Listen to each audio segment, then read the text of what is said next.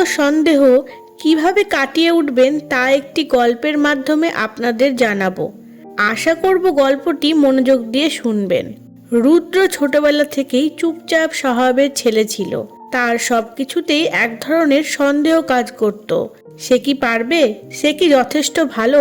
স্কুলে যখন শিক্ষক তাকে প্রশ্ন করতেন, সে উত্তর জানলেও দ্বিধায় পড়ে যেত।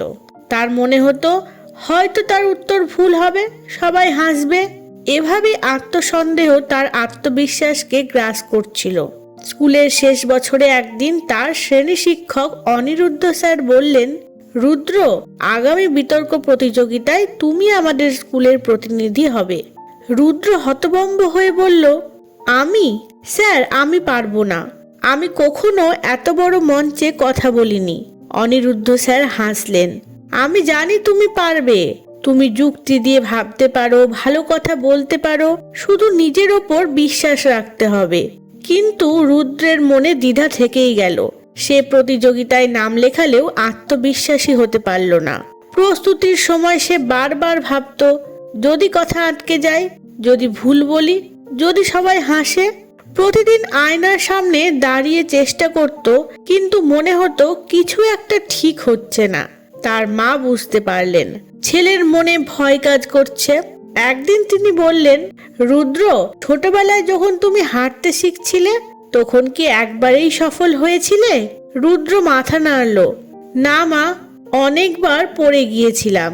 তাহলে কি তুমি হাল ছেড়ে দিয়েছিলে? না, আমি আবার উঠে দাঁড়িয়েছিলাম। তার মা মৃদু হেসে বললেন, জীবনের যে কোনো শেখার ক্ষেত্রেই এটা সত্যি। আত্মসন্দেহ শুধু তোমাকে থামিয়ে রাখবে। তুমি যদি বারবার চেষ্টা করো তাহলে সফল হবেই। তুমি যদি নিজের প্রতি বিশ্বাস না রাখো, তাহলে অন্য কেউ তোমার প্রতি বিশ্বাস রাখবে কেন? মায়ের কথা রুদ্রের মনে দাগ কাটলো।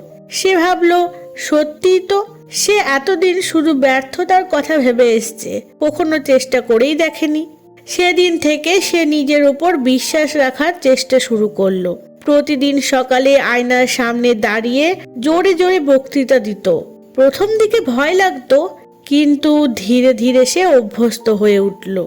বন্ধুদের সামনে বলার চেষ্টা করলো, তারা প্রশংসা করলো। অবশেষে বিতর্ক প্রতিযোগিতার দিন এলো। বিশাল মঞ্চ, প্রচুর দর্শক। রুদ্রের হৃদস্পন্দন দ্রুত হয়ে যাচ্ছিল, হাত ঘামছিল। কিন্তু সে নিজেকে বলল, আমি পারবো, আমি প্রস্তুতি নিয়েছি, আমি জানি আমি কি বলবো। সে আত্মবিশ্বাস নিয়ে মঞ্চে উঠল। প্রথম কয়েক সেকেন্ড নার্ভাস লাগছিল, কিন্তু তারপর সে যখন যুক্তি উপস্থাপন করলো, তার কণ্ঠ দৃঢ় হয়ে উঠল। সে বুঝতে পারলো সে আসলেই পারছে। বক্তৃতা শেষে পুরো হল করতালিতে ফেটে পড়ল। বিচারকরা প্রশংসা করলেন এবং ঘোষিত হলো রুদ্র প্রথম হয়েছে। তার চোখে জল এসে গেল। এই সেই ছেলেটি যে একসময় নিজের ওপর বিশ্বাসই রাখতে পারতো না। অনিরুদ্ধ স্যার কাছে এসে বললেন, দেখলে, তুমি সবসময় পারতে, শুধু বিশ্বাসের অভাব ছিল। রুদ্র হাসলো। সে শিখলো আত্মসন্দেহ শুধুমাত্র একটা অন্ধকার, যা তোমার মধ্যে থাকা আলোর ওপর ছায়া ফেলে। কিন্তু যখন তুমি নিজের শক্তিতে বিশ্বাস রাখবে, তখনই সেই আলো উজ্জ্বল হয়ে উঠবে। ধন্যবাদ।